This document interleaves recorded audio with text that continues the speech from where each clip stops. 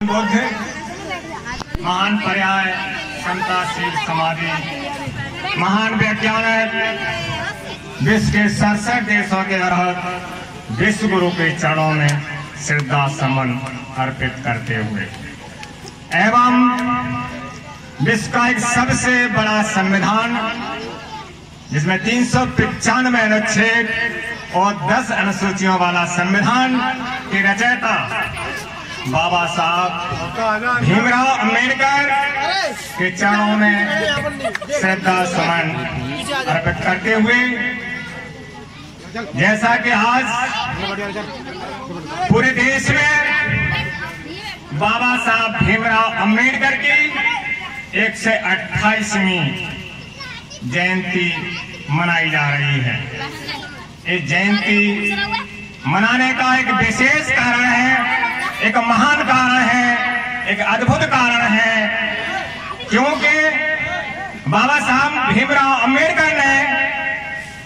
एक संविधान के माध्यम से, चाहे वो किसी भी जाति का था, चाहे सामान्य वर्ग के हो, चाहे बैकवर्ड वर्ग के हो, चाहे एससी वर्ग के हो, एक वंचित समाज को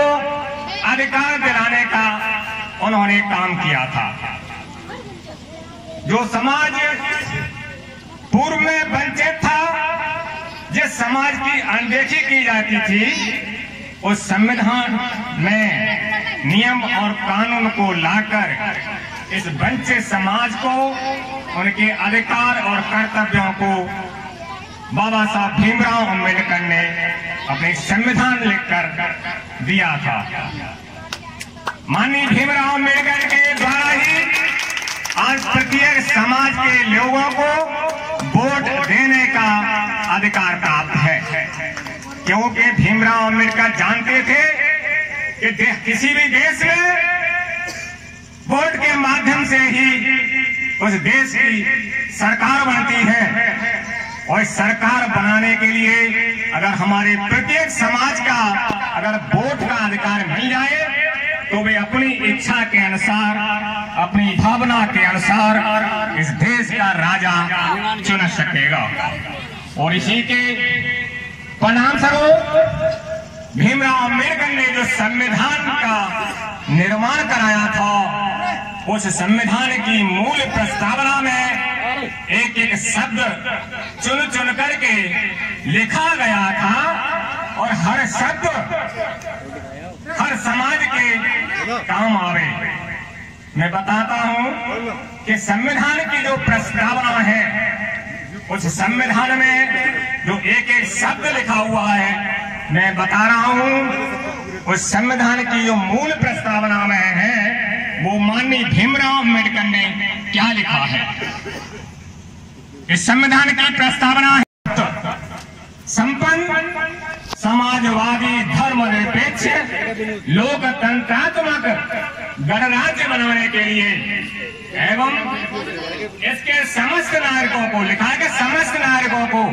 ऐसा नहीं है एक विशेष नागरिकों को, समस्त नागरिकों को, देश के समस्त नागरिकों को आर्थिक, सामाजिक, राजनीतिक, न्याय, विचार, अभिव्यक्ति, विश्वास, धर्म और उपासना की स्वतंत्रता, हैसियत और अवसर की प्रतिष्ठा, और इन सब में व्यक्ति की गरिमा और राष्ट्र की एकता और अखंडता को सुनिश्चित करने वाली बंधुता बढ़ाने के लिए दृढ़ संकल्प होकर अपनी संविधान सभा आज तारीख 26 नवंबर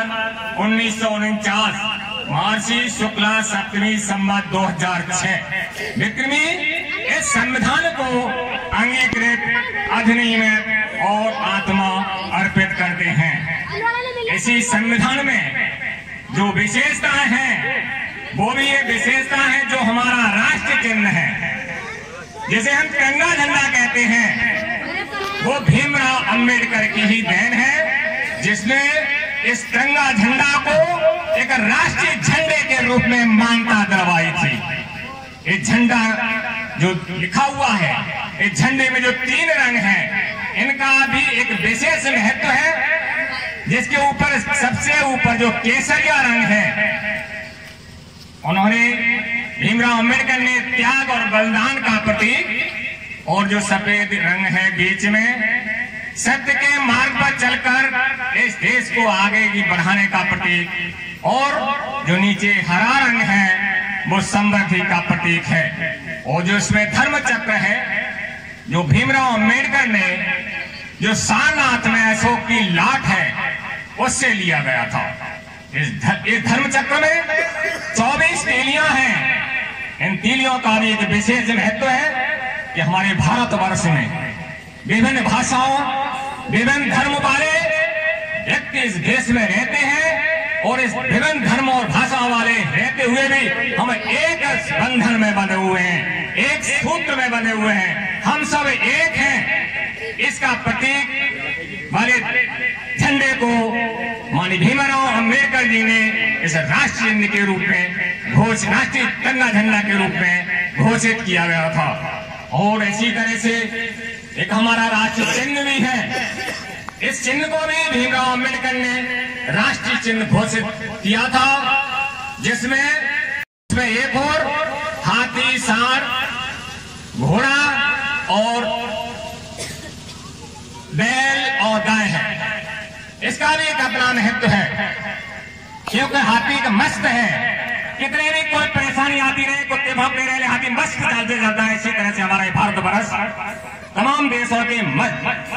चिंगारी उठाने पर तमाम देशों के आक्रमण करने पर भी एक मस्ती के रूप में चलता है। और जिसमें गाय है, गाय का एक दूध जो है सबके श्रेष्ठ माना जाता है। इसी इसमें गाय का दूध को गाय को इसमें पेश किया गया है। और इसके साथ इसमें जो घोड़ा है वो तेज गति की, यानी मेरा विकास, हमारा देश लेकिन विकास की ओर जो बढ़ेगा तेज गति से बढ़ेगा।